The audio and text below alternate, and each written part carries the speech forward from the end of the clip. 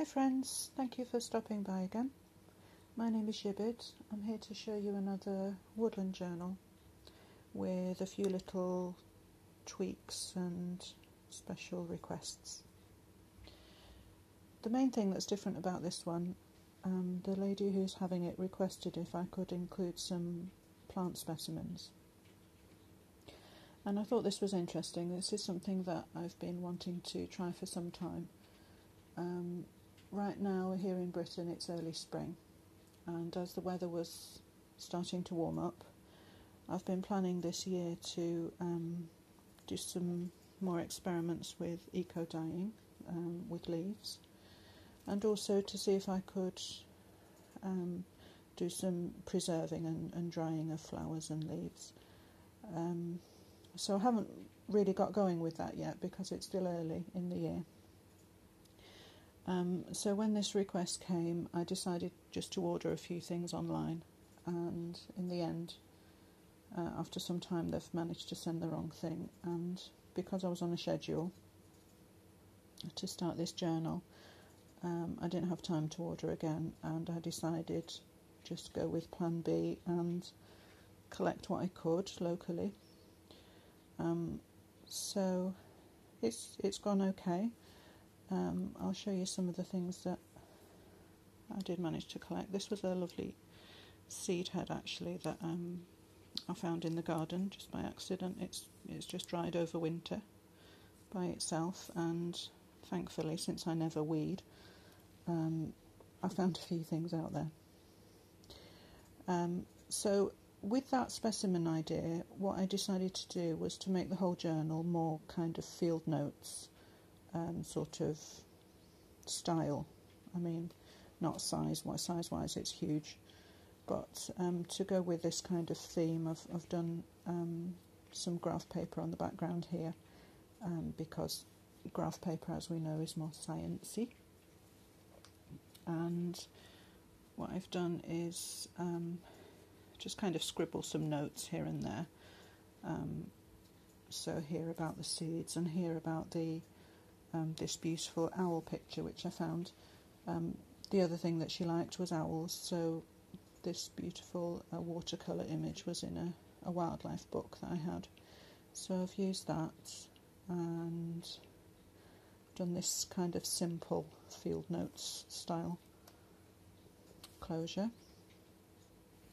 I've frayed the calico a little bit, and this reminds me of the tiny little short feathers around the owl's face. I thought that image was really beautiful. You can see why owls are considered wise. I don't know where that came from originally, but it fits.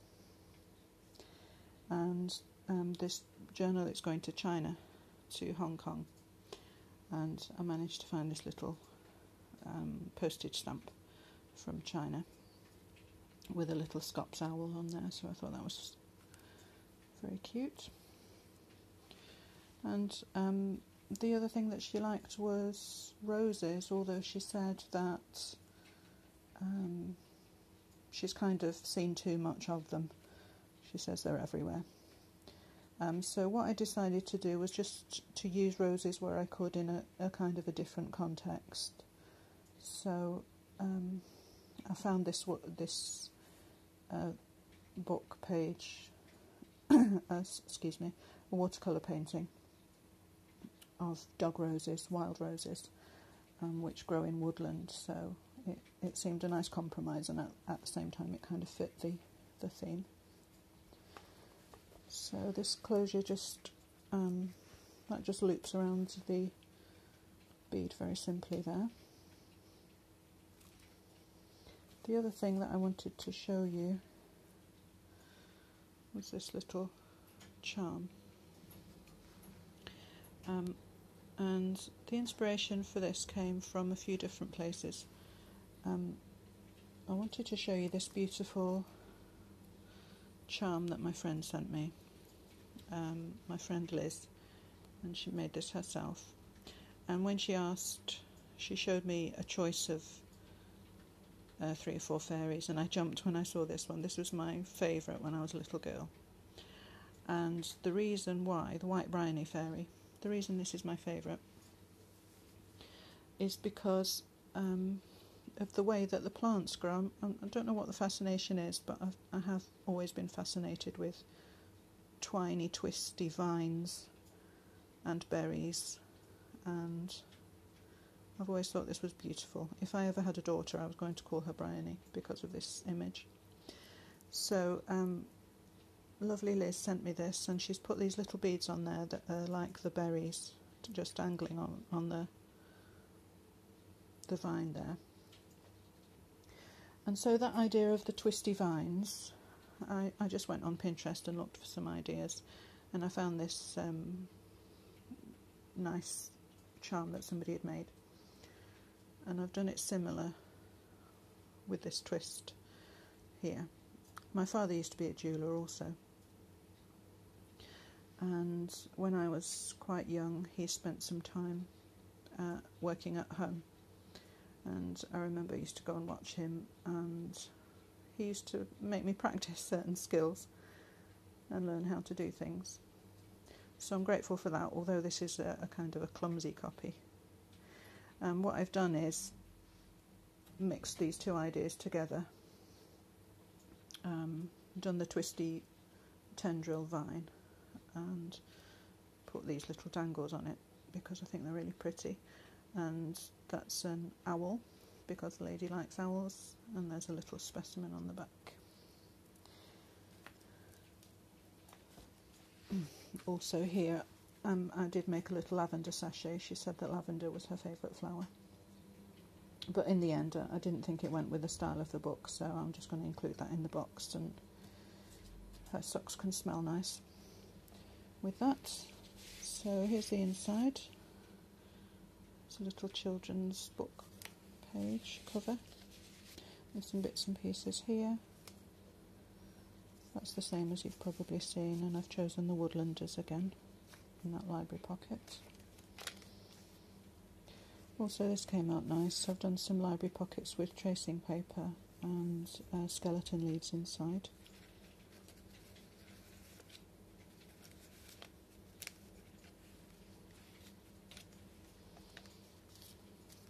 There's a little owl icon on that envelope. I found this lavender from Kristie Art Design on Etsy, and this is a handmade stamp. I've been experimenting. I just ordered these little blocks that you can just carve quite easily, and they give a really nice print.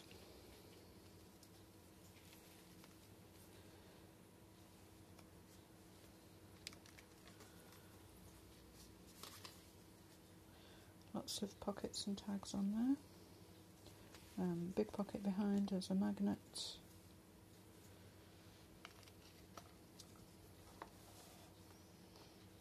I've done a leaf-shaped tag to write on with silk ribbon. Here's a little glassine collection packet with some pretty seeds that I collected last year for off some grasses.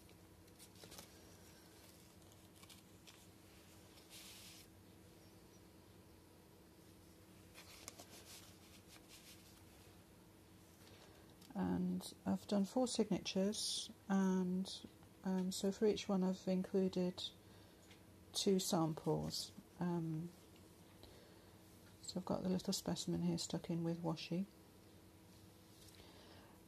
Because I didn't have a great deal of time, I'm hoping that I have dried these as well as can be. They may not last forever, and I think probably they'll go a bit browner. But you can always replace these if they get damaged. And I've used this Japanese rice paper, which is really beautiful and very thin. In fact, you can see the stamping that I've done here. It's come right through to the other side, so that's how thin it is.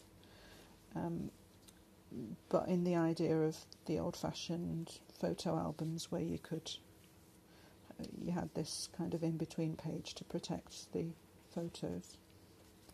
So I've used those. So more dog roses here in a big pocket from a vintage book. It's a poem about roses.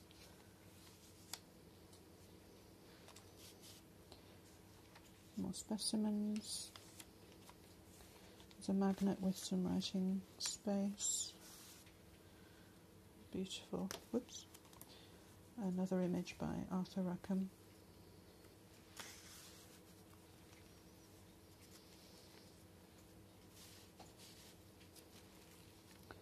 I just put a little bit of washi there to make that flower look like a sample. And one of these little cards here.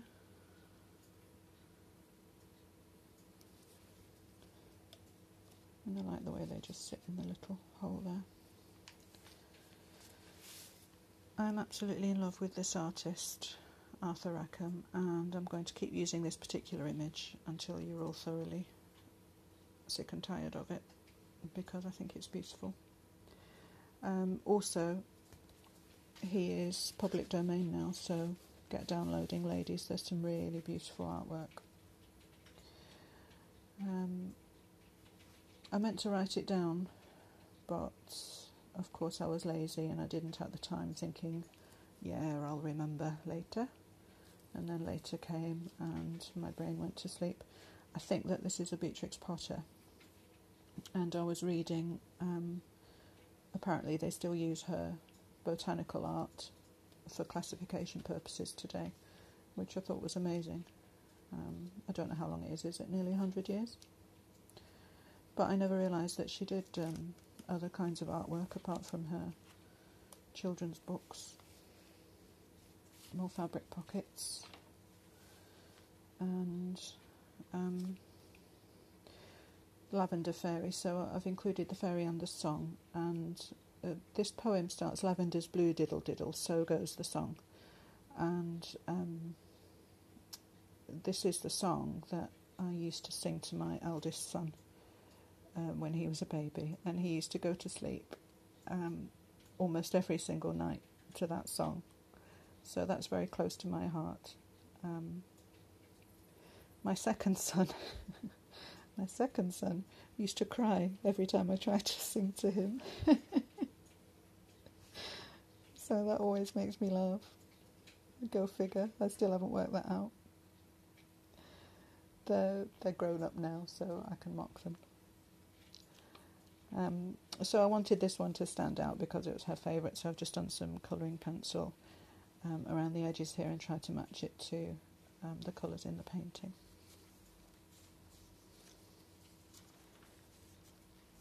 And if you haven't seen Nick the Booksmith's channel, please go, because I think she's really wonderful. She has some amazing ideas.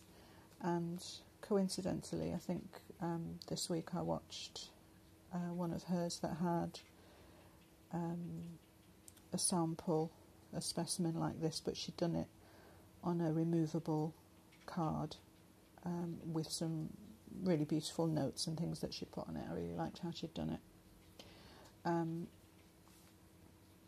So this one I have done acetate the same as Nick has done, because it was really delicate. I found this in the garden, hydrangea seed head, flower head, and it's kind of turned into these tiny skeleton leaves over winter. It's really beautiful and delicate, so I've used the acetate just to give that one a little bit more extra protection. And along with the specimen idea, I've tried to include some of these botanical artworks to go with that. This is another one from the garden. So I've used this tracing paper to make a clear pocket. I think that's really beautiful. It's a library pocket and another owl. A beautiful vintage image. And so there's a tuck behind there.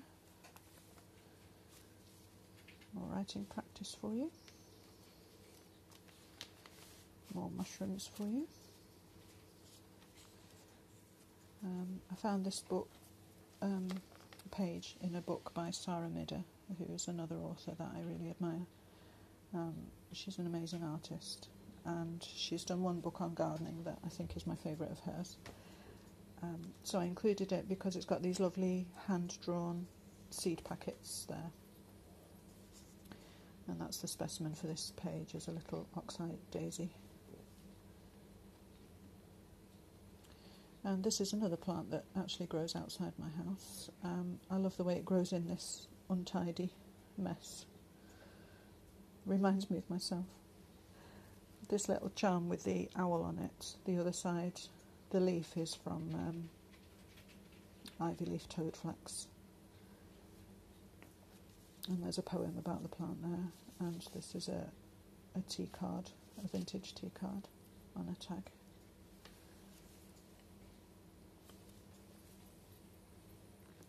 If you stamp on fabric in a kind of block of colour,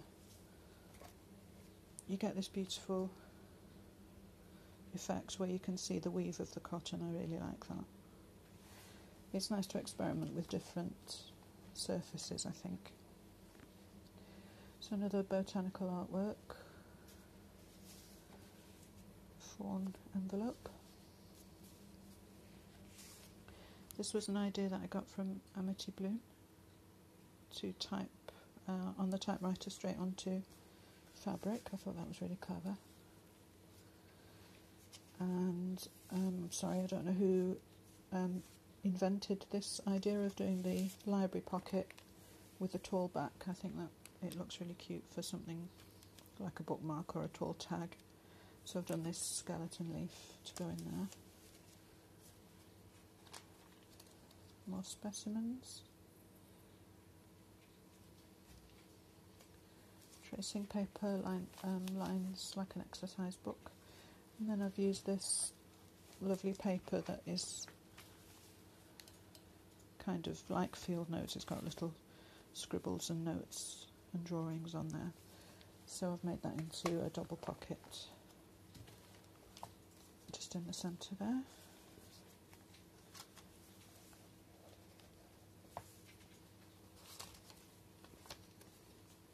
Another tall tag, tall library pocket. This is handmade paper that I've stitched round and used thread the same colour as the petals. I thought that looked pretty.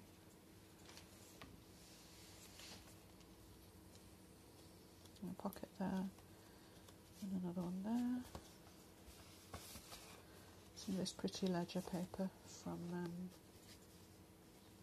I think that's Cameoshoppe on Etsy. And herbs was another thing that the lady liked, so I've used this page that introduces herbs and their uses.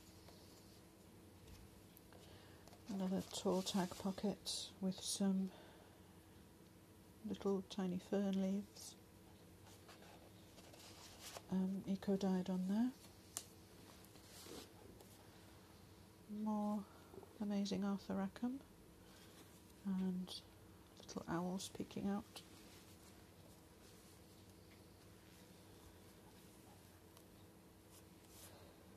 This lovely fairy image, and this is a little flip for writing.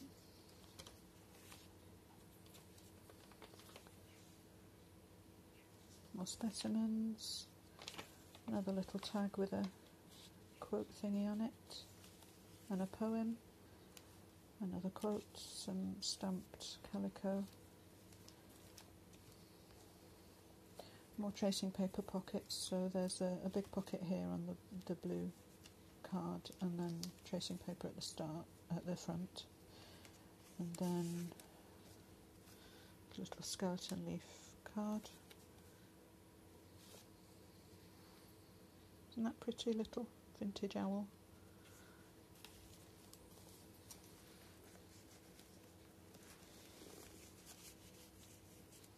I never like my own tags very much.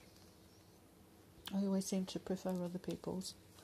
Although this one, I don't know why, I really like this one. So I need to photo that and make more of those. I don't know what it is. It's just very simple. And this is more hydrangea flowers, so you can see that's tracing paper again. I really like how these look so delicate in here, like they're frosted and preserved. Oops. And there's a little bee charm on there, little dangly honeycomb with a bee. Another pocket for a tag. More writing area. And then I think this is the last specimen of some dried gypsophilia. TsunamiRose tags and another of these lovely library pockets with a tracing paper and a skeleton leaf inside.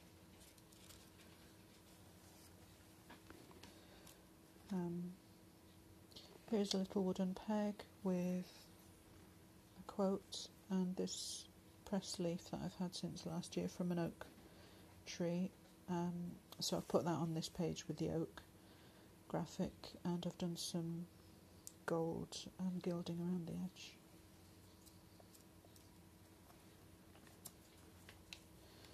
A pocket there with some writing practice for you.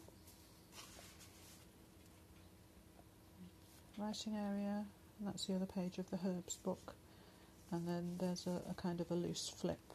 I've just put a paper clip because it's a bit floppy, so when you do that I don't want it to get damaged, so I'll just put the clip and a little tuck here. And then on the back I've done this little exercise book again with the children's book cover, and if you're interested in this closure, it's kind of doubled up, so there's a loop here at the bottom, and I've just tied, to see if I can show you closer.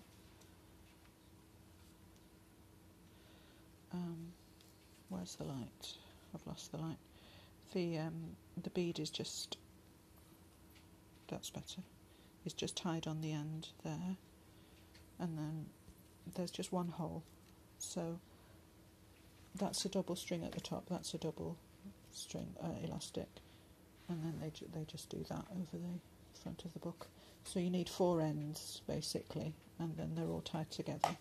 And if you're worried about the big knot coming through the hole, you can just put a paper clip or tie a button or a jump ring or something. So let me just sort these charms out and show you how the closure goes. So that just loops around the bead and catches there. And then just show you the side. So there's these pretty little charms. There's a little mushroom here with its own little dangly. A rose, some beads. There's a pretty fairy. There's a gold pine cone there. And another bead. And of course this little owl will fit on there. So I think that's all I've got to show you about that one. Thank you very much for watching. I'll see you next time. Bye.